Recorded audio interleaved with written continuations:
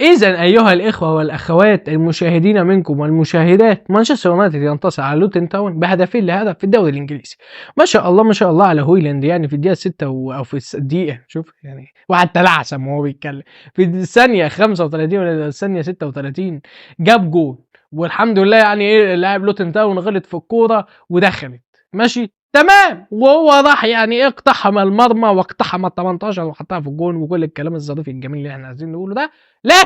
لكن الجول الثاني بقى اللي جابه مانشستر يونايتد، جرناتشو شايل كوره، هو يعني شوف هقول هويلاند اكيد ما عندوش عين في قفاه، يعني حتى لما تسخن الدجاله تبقى عينه هنا يعني مش هنا، فهو اكيد كان قصده لما لف كده بالكوره ولقى الكوره تخبط في صدره، هو بيلف بيريحها لحد مثلا في ال 18 ولا في الست 6 يارد، ممكن يبقى من جوه ولا داخل السته، يعني اكيد ما كانش قصده يحطها جون، عشان لقيت واحد كاتب كده بيقول لك اصل هالاند هويلاند خليفه هالاند.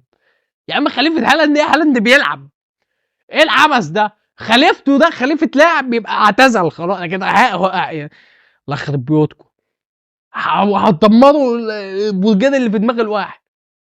خليفه لاعب ده بيبقى اعتزل، واحد يقول لك ده خليفه هالاند، خليفه هالاند فين يا ابني؟ ما هالاند بيلعب، هو هالاند اعتزل؟ ده ايه المصيبه السوداء اللي احنا فيها دي؟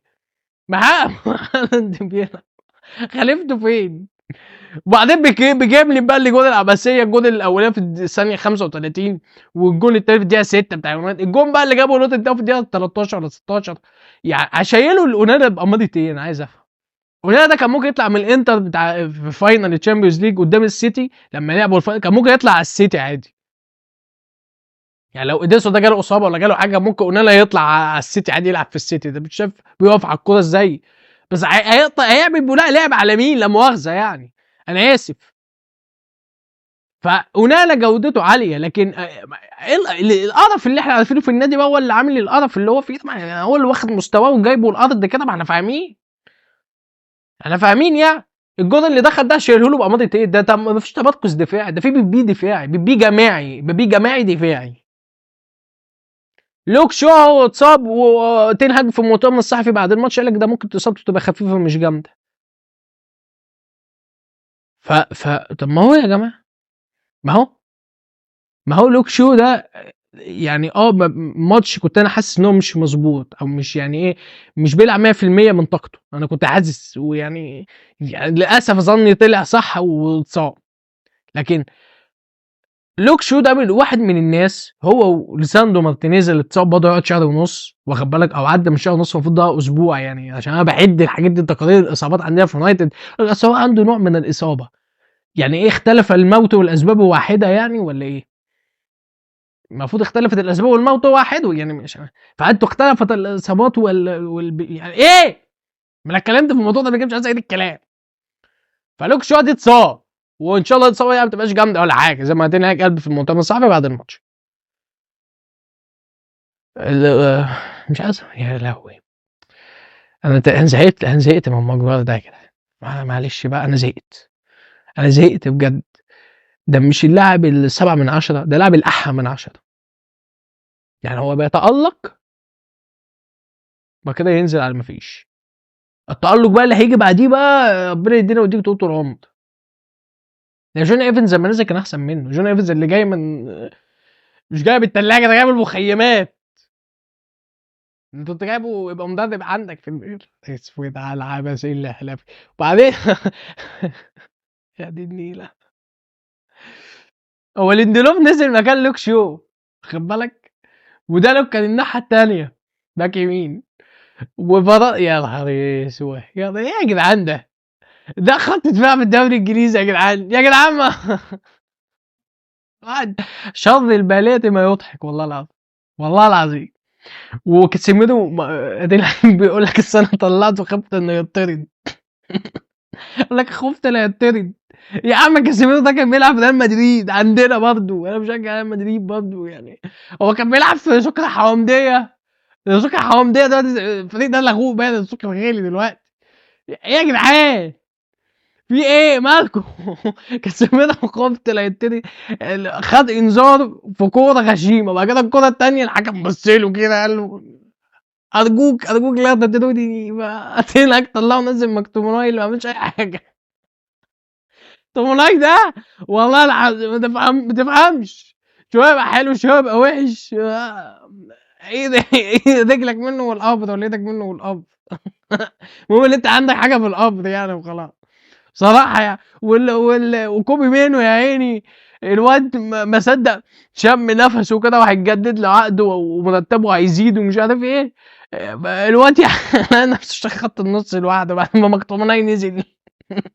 ف ونيجي بقى ايه، الاستاذ بقى اللي بيدفع قواضي على ناس مصريه، استاذ رشفord.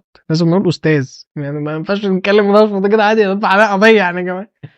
فراشفورد يعني ايه يعني كان في كوره مستفزاني جدا يا جماعه، معلش. الكوره اللي كان طالع فيها كده من ناحيه ناحيه اليمين وشاطها بشماله، انت واخد بالك؟ هو راشفورد بيلعب بيمينه، فهو كان طالع من ناحيه اليمين. جرناتشو كان بيجري في ظهره، كان ممكن يحطها له في المساحه، قال لك لا انا هخش واقطه من جوه واشوط. تصدق طبعا لو دخلتها هيقول لك ياه راشفورد خد القرار الصح جدا وجرناتشو هو كان عايز يوديه في داهيه ومش عارف. ما دي الكوره، ما انا ببني رايي على القرار اللي بياخده اللاعب في الملعب. لكن يعني بغض النظر ان جرناتشو كان بيرجع، ما كانش بيرجع يدافع مع دالوت، ودالوت كان بيلاقي نفسه 2 على 1 يعني، كان بيتفشخ لا مؤاخذه يعني. لكن ايه يا جماعه، ايه وبرونو فرنانديز ايه فين يا باشا؟ صناعه الالعاب اللي بتديها لهويلاند فين؟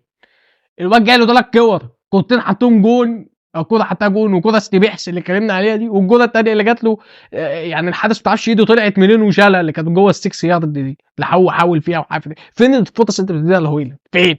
يعني الواد خلاص بقى تنهاك قال لك ده خليفه هالاند، كان ناقص هو يقول لك كده بقى تنهاك خليفه هالاند اللي بيلعب. انا عمري ما شفت الجمله دي في حته قبل كده خالص، كان عندي كاتبها. ايه يا جدعان ده؟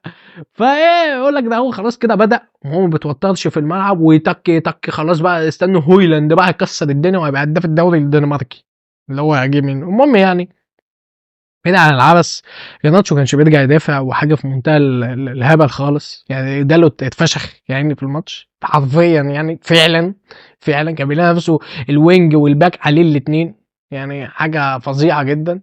ال- الاستاذ المبجل المحترم الناحيه الثانيه لوك شو لما طلع نزل ليندلوف. يعني لو انت ما شفتش الماتش ما تشوفوش، ما بتشوف هايلايتس صغيره هتقعد تشوف عشان ما تشوفش المنظر كان فيه الاندروف هنا بصراحه. حاجه يعني تلعثم وعبث وحاجه بمنتهى القرف بصراحه يعني، واخد بالك؟ و... والناحيه الثانيه يعني لوتن تاون، يعني الملعب بتاعهم بصراحه اللي بحسه عامل زي بيتو في سبورت عندنا في مصر كده، معلش بقى. يعني مش عارف ايه كادر التصوير ده يا اسطى، بجد والله ايه ده؟ ايه زاويه التصوير دي؟ ايه ده؟ احنا بنلعب فين، في الشارع؟ ايه زاويه التصوير دي؟ انا مش عارف الفاضي فين زاويه التصوير يا جدع؟ يعني احنا المفروض يبقى الكادر واسع بقى كده عشان نعرف نشوف التحركات ونطلع نتكلم فين؟ انا بلاقي لعيبه بتظهر في الكادر كده، هو الكادر ماله صغير ليه؟ كانوا بيصوروا بكاميرا تليفون ولا ايه؟ مالك؟ لكن يعني بس ده الكلمتين اللي كنت عايز اقولهم. الواحد قاعد يهزر طبعا لانه يعني انت كسبان وبتضيع فرص وبتضيع انفرادات وتلعب يقول لك كان عندنا فرص وما استغلناش. انا استفدت ايه؟ يعني قضيت التصريح انا استفدت ايه؟ اسمه يا حالينا بيقول لك اصل احنا عايزين نصعد دوري الابطال. يا عم روح اليوروبا ليج انا هبقى مبسوط. هتروح دوري الابطال يقول لك عشان نعمل المال النظيف هنعرف نشتري اكتر واحسن. يا عم يا عم عمال يطلع هبد، عمال يقول لك اصل راشفورد هيروح يبقى بديل لمبابي في باريس سان جيرمان. يبقى قابلني يبقى قابلني يبقى قابلني، مش عشان نص الخلاف اتكلم عليه قبل كده ان هو بعد كده هيروح باريس. يبقى قابلني. طبعا هتلاقيه دلوقتي باريس سان جيرمان بيخلص في الصفقه، ما لازم انا اطلع حبيد لازم. يلا سلام عليكم.